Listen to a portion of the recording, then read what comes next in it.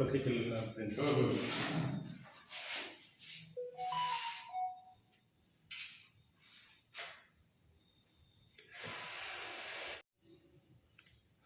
आज प्रेस वार्ता किया जा रहा है, इसका क्या उद्देश्य रहा है? आज प्रेस वार्ता बुलाने का मुख्य कारण है कि जनसुराज के सूत्रधार आदरणीय प्रशांत किशोर जी का एक बार फिर रोहतास दौरा हो रहा है। वो कल 3 सितंबर को काराकाट प्रखंड के गुड़ारी हाई स्कूल के मैदान में शाम 4 बजे से सभा को संबोधित करेंगे। यह सभा इसलिए भी महत्वपूर्ण है कि उस सभा में पूरे शाहाबाद के लोग अपनी इच्छा से पहुंच रहे हैं और बिहार बदलाव का शंखनाद एक तरह से पूरे शाहाबाद का शंखनाद गुड़ारी हाई स्कूल के मैदान से होगा और उसके बाद सभी कार्यकर्ता चुनाव की तैयारी में लग जाएंगे। इसको लेकर के पूरे जिले भर में जोर शोर से तैयारी चल रही है। सभी कार्यकर्ता गांव स्तर पर, प्रखंड स्तर पर लोगों को जानकारी दे रहे हैं प्रशांत किशोर जी के सभा का कि वो 3 तारीख को आएंगे गुड़ारी हाई स्कूल के मैदान में शाम 4 बजे से सभा को संबोधित करेंगे। लगातार सभा का संबोधित कर रहे हैं, ऐसे में महागठबंधन के लोग और एनडीए के लोग को कहीं ना कहीं ऐसा भय तो दिखने लग रहा है क्या कि इस महारैली के दरमियान? देखिए, भय तो जितने भी बिहार में जितनी भी पार्टियां हैं सभी पार्टियों को भय हो चुका है जनसुराज से।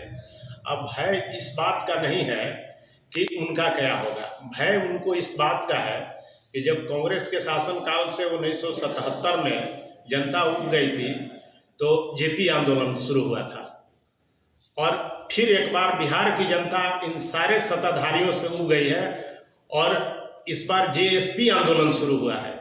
जनसुराज सिर्फ पार्टी नहीं है, यह जेएसपी आंदोलन है जनसुराज पार्टी का, जिस आंदोलन को बिहार की जनता ने अपने हाथों में लिया है और बिहार की जनता सत्ता बदलने के लिए संघर्ष कर रही है। कोई अकेला प्रशांत किशोर जी संघर्ष नहीं कर रहे हैं या सिर्फ पार्टी के नेता नहीं संघर्ष कर रहे हैं।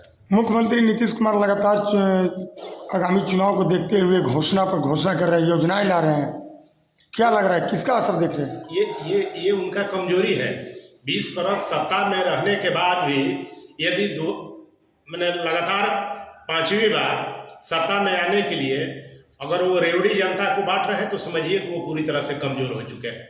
उनके पास अब बिहार के लोगों के बीच जाने के लिए कोई मुद्दा नहीं रह गया है, इसलिए रेवड़ी बांट रहे हैं और उस रेवड़ी का इस बदलाव पर कोई असर नहीं पड़ने वाला है। इस बार हर हाल में बिहार में बदलाव होकर रहेगा। जनसुराज के कितने सीटों का दावा कर रही है? जनसुराज पूर्ण बहुमत में सरकार बनाएगी। एक प्रशांत किशोर जी ने एक प्रेस कॉन्फ्रेंस में बोला था यदि 140 सीट हमारी हम जीत के आते हैं तो वो अभी मेरी हार होगी, लेकिन हम लोग जानते हैं कि हम 150 प्लस सीट जीत करके बिहार में सरकार बनाएंगे। क्या लग रहा है अगर सीट पूरी नहीं आए तो महागठबंधन या फिर एनडीए के तालमेल होगी क्या? जनसुराज चुनाव से पहले या चुनाव के बाद किसी भी कीमत पर किसी भी दल से गठबंधन नहीं करेगा। हम लोग गठबंधन के खिलाफ है और जो बिहार में गठबंधन की राजनीति चल रही है, चुनाव से पहले लोग एक दूसरे को गाली देते हैं और चुनाव के बाद फिर एक प्लेटफॉर्म पर आकर के और सरकार बना लेते हैं और बिहार के लोगों को बेवकूफ़ बनाते हैं। हम लोग उसके खिलाफ है, जनसुराज उसके खिलाफ है। चुनाव से पहले या चुनाव के बाद किसी भी दल से कोई गठबंधन नहीं होगा, क्योंकि हम लोग बिहार में व्यवस्था परिवर्तन के लिए संघर्ष कर रहे हैं, सत्ता के लिए नहीं कर रहे हैं और व्यवस्था परिवर्तन के लिए किसी से गठजोड़ जरूरी नहीं है।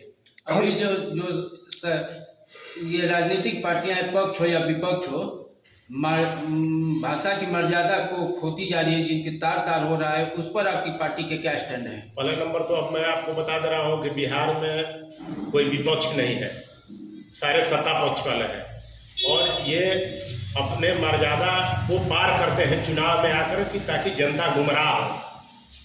चुनाव बाद फिर देखिएगा, अब इसके पहले भी देखने के लिए मिला है जो राजद जदयू भाजपा एक दूसरे को गाली देते रहे हैं, कभी राजद जदयू के साथ, कभी जदयू भाजपा के साथ, कांग्रेस लोजपा रालोसपा सभी मिलकर के ये सब एक कैबिनेट के मेंबर हैं जो अपना ये भाषा का दुरुपयोग कर रहे हैं।